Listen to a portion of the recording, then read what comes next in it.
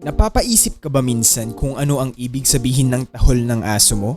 Kung siya ba ay masaya o malungkot? O kung siya ba ay galit o hindi? Hindi man natin kayang turuang magsalita ang mga mahal nating aso, matututunan naman nating pag-aralan ang kanilang mga pag-uugali at wika ng katawan upang maunawaan ang kanilang mga nais ipahiwatig.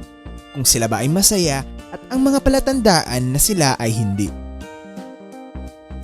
Lahat ng mga hayop ay magkakaiba at dala na din ng kanilang edad, antas ng aktibidad at pakikipag-ugnay, marami ang maaaring magbago. Ngunit ang mga sumusunod na palatandaan ay nagpapahiwatig na ang iyong aso ay masaya at ang pinakamalaga ay malusog ang pangangatawan. Pero bago ang lahat, kung bago ka pa lamang sa channel namin, i-click mo na ang subscribe button at notification bell para updated ka sa mga videos namin. I-like mo na rin at i-share sa mga kapwa nating doggy lover.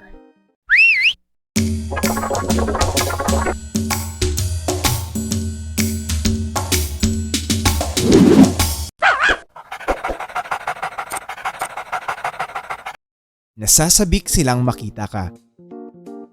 Ang mga masasayang aso ay binabati ka sa pintuan, lalo na kapag namimiss ka nila at kapag buong araw kang nagtatrabaho. Nasasabik sila kapag nagising ka at binabantayan ka kahit na naglalaro sila sa parke kasama ang ibang aso. Palakaibigan sa iba pang mga aso o ibang hayop. Tulad ng mga tao, ang kagustuhan ng bawat aso para sa pakikipagsalamuha ay magkakaiba din. Ngunit kung ang iyong alaga ay nakikihalubilo sa parke at palakaibigan sa iba pang mga alagang hayop at hindi sila agresibo, ito ang pinakamagandang palatandaan na siya ay nasa mabuting kalagayan. Nakakatulog ng maayos. Ang mga malulusog at masayahing aso ay karaniwang natutulog ng hanggang 16 na oras bawat araw. Di mapanirang asal.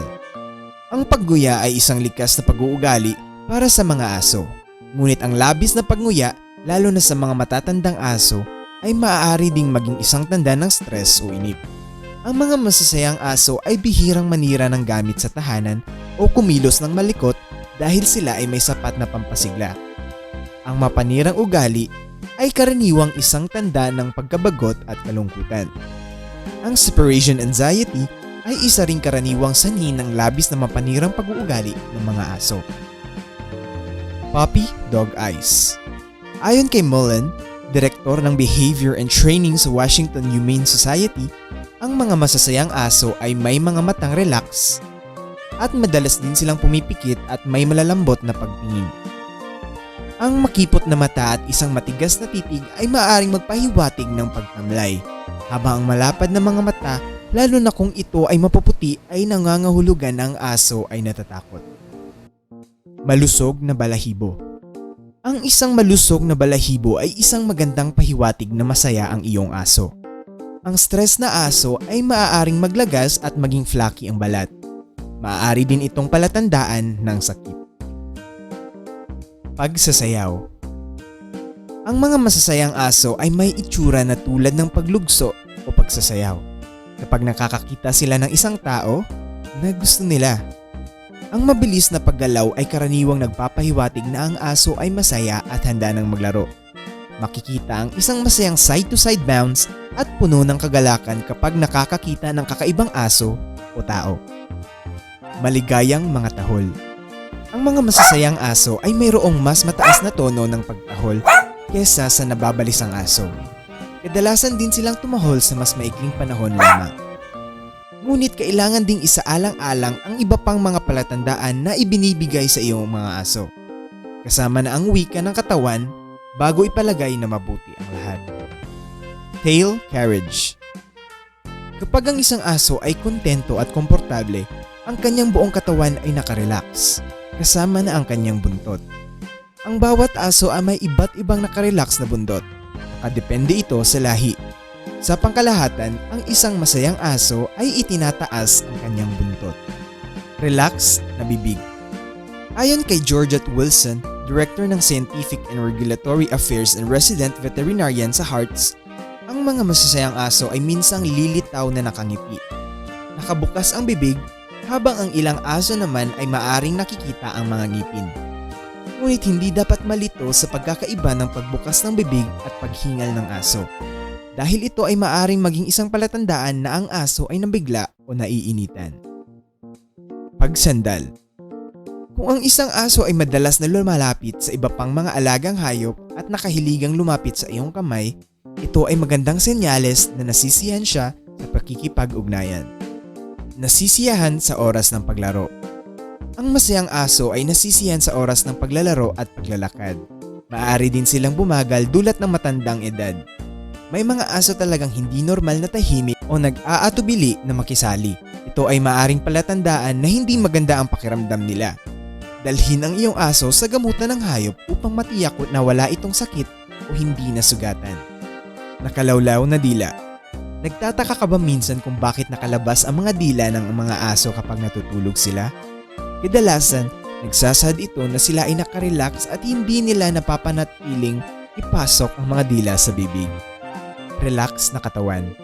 Ang isa sa pinakamabilis na paraan upang masabi kung masaya ang iyong aso ay tingnan ang paraan ng pagdadala ng aso. Ang maluwag, malambot, malawigli na katawan ay karaniwang nanghangahulugang ang isang aso ay masaya at malusog. Mapanghinalang kilay.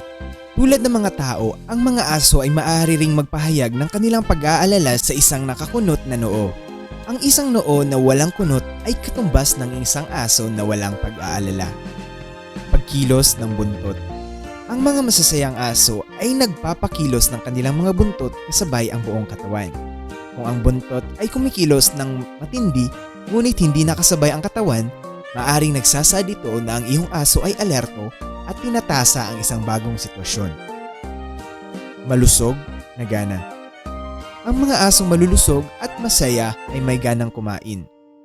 Ang isang biglaang pagbagsak ng gana sa pagkain ay maaaring maging tanda na mayroong mali sa kanilang kalusugan. Ang biglaang pagtaas ng gana naman ay maaari ding isang sintomas ng sakit. Rears up. Sinasabi sa iyo ng isang aso na siya ay handang makipaglaro kapag ginagawa niya ang playbow. Ang isang playbow ay ang pagbaba ng aso sa kanyang dibdib sa lupa, ngunit pinapanatili ang kanyang likuran na nakataas. Ito ay isang palatandaan ng isang aso ay nag-iimbita ng paglalaro at nais na makipag-ugnayan. Mapanghinalang tenga. Ang mga hugis ng tenga ay magkakaiba base sa lahi. Ngunit sa pangkalahatan, ang mga masasayang aso ay may relax na tenga. Ang isang tenga ay maaaring parehong maluwag at floppy. Bells up. Ang isang aso na ipinapakita sa iyo ang kanyang tiyan at dila ay isang napakasayang aso. Gayunpaman, kung ang aso ay nagpapakita ng tiyan ngunit matigas at pinipigilan ang kanyang bibig, maaari siyang magpakita ng pagiging submissive. At yan ang ilan sa mga palatandaang masaya at malusog ang iyong aso. Nagpapakita ba ng mga ganitong senyales ang mga cute at lovable pets nyo? Kung oo, mag-comment at mag-like sa videong ito at mag-subscribe na rin para lagi kang updated sa mga future videos namin. Thanks for watching. See you!